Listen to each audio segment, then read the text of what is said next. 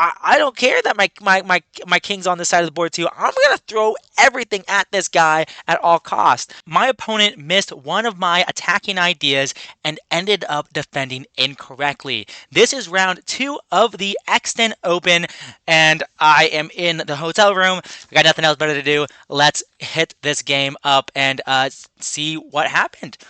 So I played e4, and this is a no engine recap until the very end. So you're gonna see this game through my human eyes, through my human evaluation. At the very end, we can see what the engine thinks, and hopefully we all learn something along the way. And this tournament, it's game in 90 delay 10, so relative time control. So I play e4, my opponent plays c5, and I still play e3. And after knight c6, so we both develop our knights here, I play bishop b5. This is the way I like to play. And the idea is after g6, a move like g6 or d6 or e6, if black allows me to, I'm just going to take on c6 and put my pawns on light squares. So I trade off my light square bishop, and then I'm going to put my pawns back on light squares, and I can often get the move f4 in, and I find these positions very easy to play, very fun to play, and I have relatively good results with them. I play d3, opening up my dark squared bishop here, and also if I go f4 immediately, black can sometimes play c4, and so now if I play d3, black can trade off their doubled c pawns, and usually that's pretty good for black. So if I play d3 first, so now if black plays c4, they have to commit to a pawn sacrifice at a bare minimum. I might not even take their pawn sacrifice and just gain a big white center, the BWC. So, anyways, I play d3. My opponent plays bishop g7. I play bishop e3, attacking the pawn on c5. And once again, if he plays c4, I will most likely just ignore it and just have this big center. So, or I could take it either way. So he doesn't. So instead of pushing it forward, he defends it with b6, and now I play queen d2. And I'm just eyeing this diagonal here, preparing to potentially castle queenside, but my opponent plays knight of 6, so I decided to play bishop h6 here. And in a game before that I don't have on the YouTube channel, actually, my opponent actually took and played knight g4, which I thought that was impossible because of queen g7 attacking the rook, but then actually queen d4 defending the rook, and then also attacking f2. Like, yeah, this actually I experienced this before in an over the board game, and then I had to go back to f4, and it was weird. Anyways, so I play bishop h6, and my opponent does not take on h6. He castles. Now that allows me to trade off dark square bishops, and this dark square bishop is better. Both white and black have good dark square bishops. Like this dark square bishop for black was very nice on the long diagonal, and this dark square bishop for white worked together with the pawn chain to control the squares very well. But usually in Sicilians, with the fianchetto set up on the king side, trading off dark square bishops is beneficial for white. So I play f4. So I'm able to trade off dark square bishops and then expand on the king side and the center. So I have this nice central space, and he's the one that has to really figure out how to progress. I do not see a clear plan for black. Like, how does black want to develop? So he actually thinks here for a long time. I was moving pretty instantly this entire time, and so is he. But he takes the first big think of the game here. He thinks for 15 minutes on bishop e6.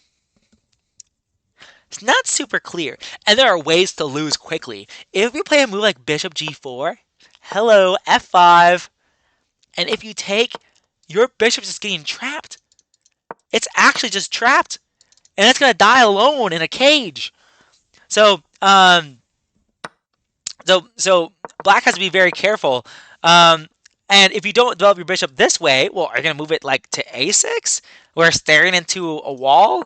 Or are you going to go to b7, where it's staring into another wall? Like, it's going to be really difficult to get these c pawns out of the way so the bishop can see my pawn. So, it's not so easy. Do you commit your queen first? But where does your queen belong? He has to answer all these questions, and I don't think it's very clear for black what to do. But he ends up going bishop e6, so just connecting. He wants to connect his rooks and develop normally. Makes a lot of sense. But the downside of bishop e6 is that his pieces are in front of his own pawn. So I just have this nice uninterrupted central space that he can't get rid of. So I end up thinking here for a long time, though. So even though it was hard for him to make a decision what to do, I realized it's not so easy for me to make a decision on what to do. One of the things I thought that bishop e6 was preparing was the move c4. And I was trying to calculate the forcing moves in this position. And the most forcing moves are to, like, let's say I play knight of 3, which I do end up playing in the game, c4. Like, what am I going to do if you play c4? If I take, then he can take back. He cannot trade queens unless he wants to commit to the pawn sacrifice. He cannot trade queens. And he can take back, and now I can't castle kingside. Maybe I don't want to castle kingside anyway, but, is this really how I want to progress? If I don't take the pawn on c4, will I push d4? But then b5. And now, if I castle, then b4, and I'm losing the pawn on e4. But maybe I can go d5. Or sorry, e5. Maybe I can go e5. And if he takes me, then I can take him. But then he takes me, but then I take him. And now he ends up with doubled pawns here and doubled pawns here. But I don't have a big center anymore. Maybe he can go bishop d5. That looks pretty good for him. So I was trying to figure out, how do I want the position to transform? And I need to have an answer. I need to have an answer to c4 and then b5, b4. I need to know what I'm going to do. Before I progress with knight f3, I need to know how I'm going to progress. So he spent 15 minutes, but then I spent 20 minutes on the move knight f3, which is actually nuts. Which is actually nuts. But hey, I have the time. It's game of 9 delay 10. And we both spend so much time on all of our moves. We're spending 10 minutes a move, each time. Anyways, so I played knight of 3. And my response to c4 was going to be d4. And if b5, I was going to play knight. One of the things I was considering, I wasn't 100% sure if I was going to play or not, but one of the things I was considering was knight g5. And if he moves his bishop back, maybe I'll go e5, attacking his knight. Maybe I will go queen e2 or queen e3 to defend my center. So if b4, I can just move my knight out of the way. I don't remember exactly what I was thinking here. I think I was considering other things, like maybe I could consider e5 immediately and progress like this. I'm not 100% sure. I'm not 100% sure about this. Not looking at it now, I do like this for white because I do get the c5 square that's really juicy. But I don't think I fully knew what I was going to be doing. But I was confident enough after calculating for 20 minutes that I'm going to play knight of 3. And if we play c4, I'm going to play d4 and figure it out from here. So he plays queen c7. So he does not play the most forcing move, c4. He plays queen c7, which connects his rooks, targets the f4 pawn. And originally, I was going to castle queenside. But once again, I was like, c4, d4, b5, rook e1, b4, knight d1. And I was like,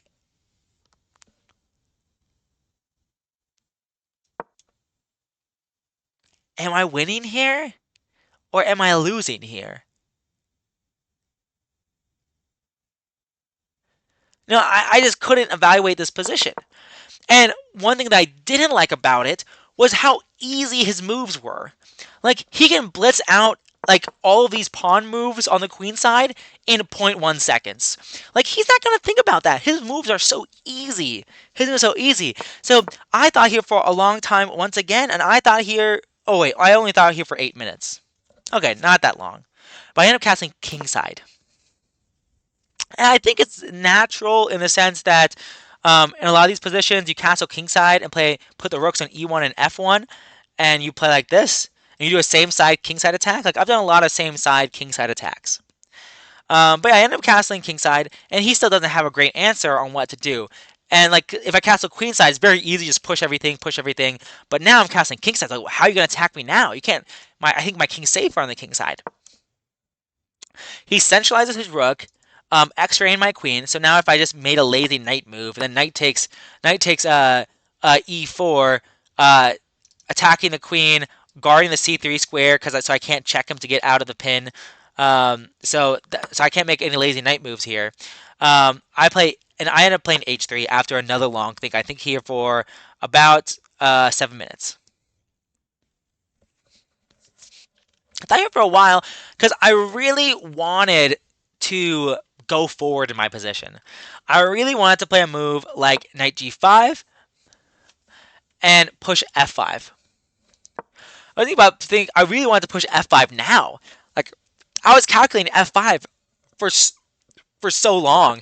Even in this position, I was calculating f5 because like I really want to play f5 because if pawn takes, I have queen g5 check, king h8, and then e takes f5, and now the bishop has to move. But then I was like, this is bad. Like, firstly, the bishop can go to d5 if it wants to. The pawn on e4 was there, now it's not. Also, he can throw in rook g8 to kick my queen. And after queen f4, now I can go bishop d5. And now the g-pawn is under immense attack. And, like, I was like, oh, man, this is not good. But I did think about it here. I thought about it here. And I thought about it here. So I just kept thinking, like, oh, I'm like, man, I really want to play f5. I really want to play f5. I really want to play f5. I really want to play f5. But I was patient. I was patient. And I really wanted to play the move.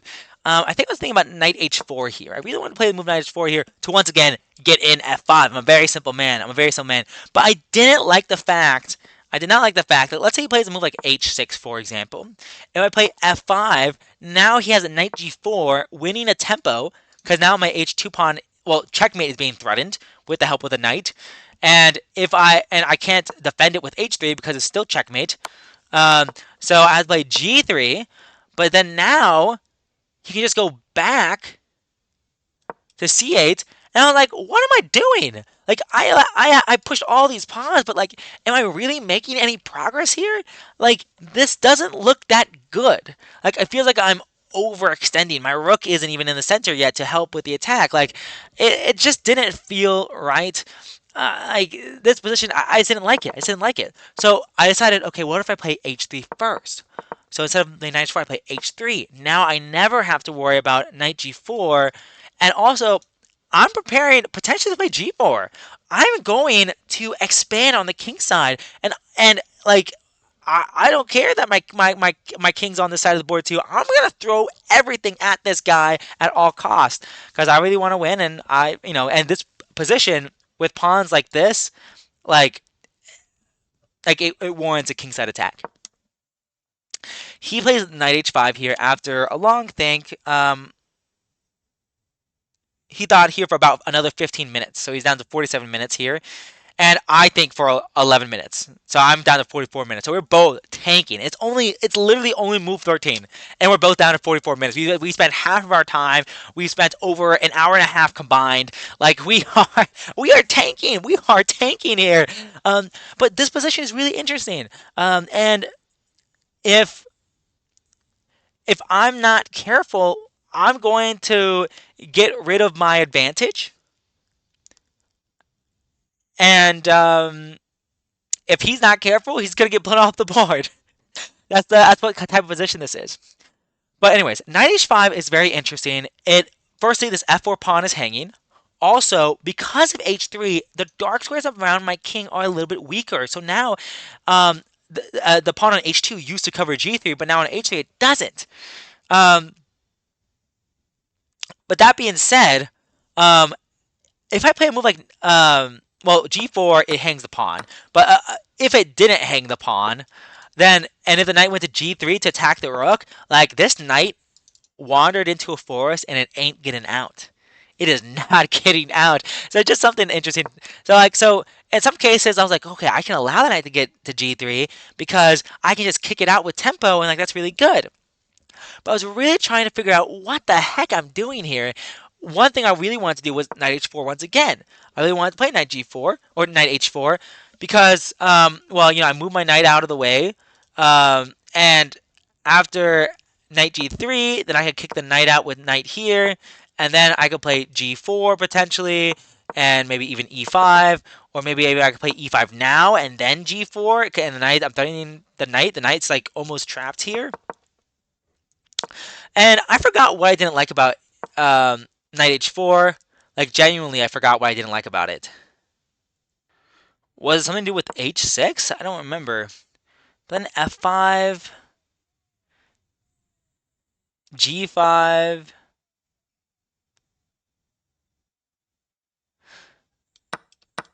And if I do take, it's interesting.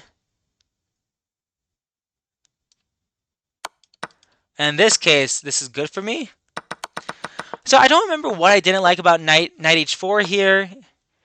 Um,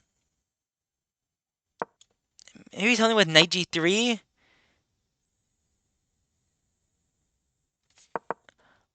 Or, maybe I can play f5 here. And if I play e5, then this position is very locked, and maybe that's good for him. Maybe that position is better for him. I don't know. I don't remember why exactly I didn't like it. Maybe it's because of f5, like of black playing f5. So I play f5 myself. I play f5 myself. He cannot take because now I have queen g5 check, winning his knight on h5, and so he just goes bishop c8, plays it relatively quickly, and now I play knight h2. My original plan here was to go knight h4, and but the difference between knight h4 with a pawn on f4 and knight h4 with a pawn on f5 is that now queen g3 is possible, and my knight's hanging. And the only way to defend my knight is to offer a queen trade, and I do not want to offer a queen trade here. I want to absolutely blow him off the board. I do not want a queen trade. White might still be better here. I don't know, but I don't care. I don't want to trade queens. I have the initiative. So, um, so my original plan was knight h4, and I was like, oh, I can go queen g5 though. And then once again, queen g3. Like, this is really annoying. I don't like it. So I end up deciding to go knight h2.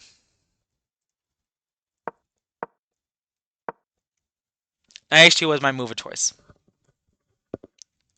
I also did consider g4 here, but I was like, oh man, this is just way too weak.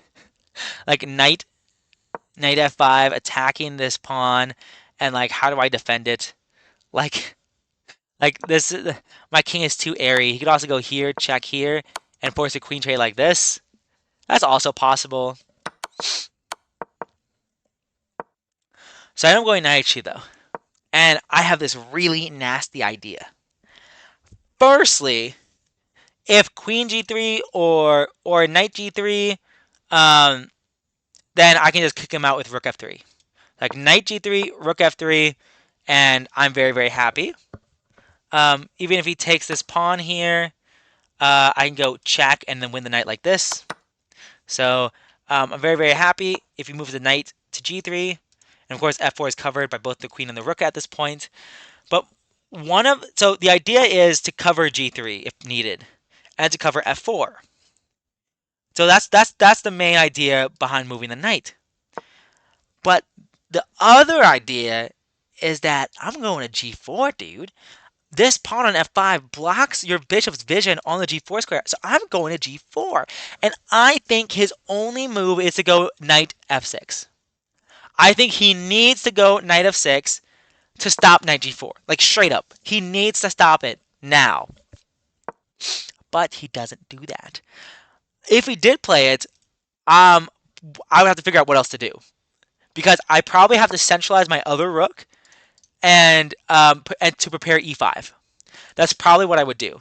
But now he can go pawn takes. Maybe he can do pawn takes. I mean, like maybe. And then I could go e5. I could just sacrifice a pawn to force his knight out. And if he goes to d5, then I could go queen g5 check, maybe? Not sure what I would have played. Like, now my knight h2 looks really stupid. Like, if I don't take the pawn back on f5, my knight on h2 looks really, really stupid. So I have to really consider what to do. Like, maybe I can take here, maybe, and then centralize my rook. Like, I don't know. But I think he has to move his knight back off from the edge of the board. He has to do that. But he doesn't. He thinks for a long time here. He thinks for 20 minutes. He thinks for 20 minutes in this position. e5. If en passant is forced, I'm because I have to take this pawn, and then he gets his bishop out, and the position is looking a lot better now. A whole lot better now with the kingside pressure is gone, and my knight on h2 looks stupid. So yeah, if luckily en passant is not forced though, and now I play knight g4, and these juicy, juicy, juicy dark squares, they're all mine. And what is there to do? Like, legitimately, what do you do here? If he goes knight f4, blocking my queen's vision on h6, I'm just going to go g3. And if you take this pawn with check, hey, your knight's trapped. And if you go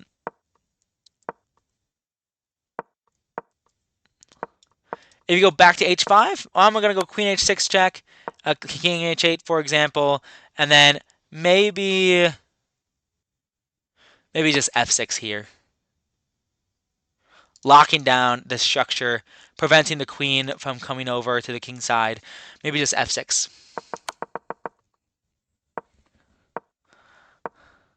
So I play knight g4. He voluntarily just plays king g8 on his own, and he's moving faster now.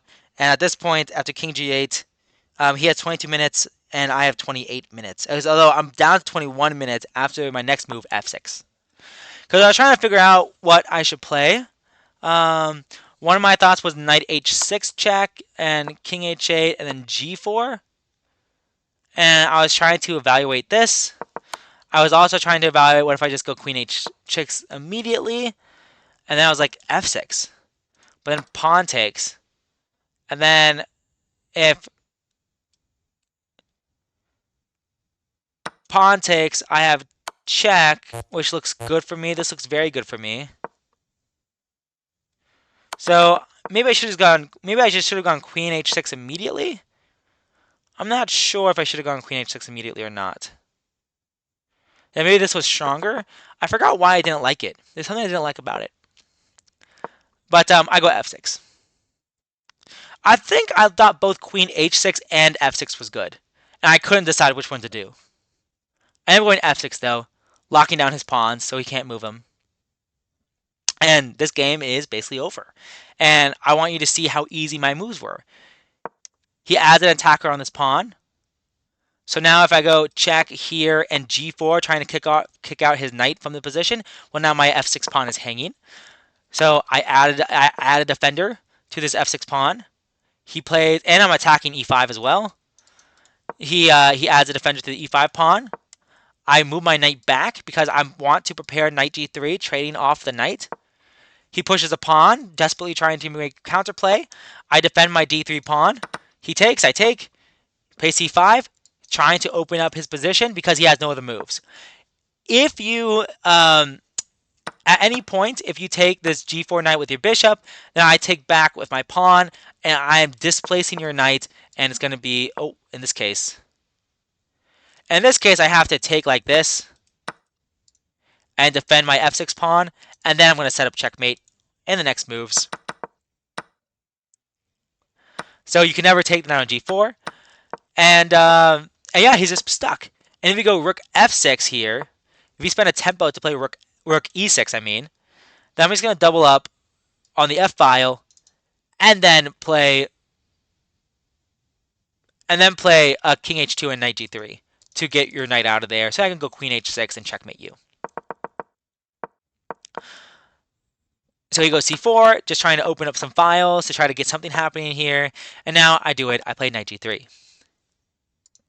Attacking his knight, threatening to take it, and then go queen h6, queen g7, checkmate.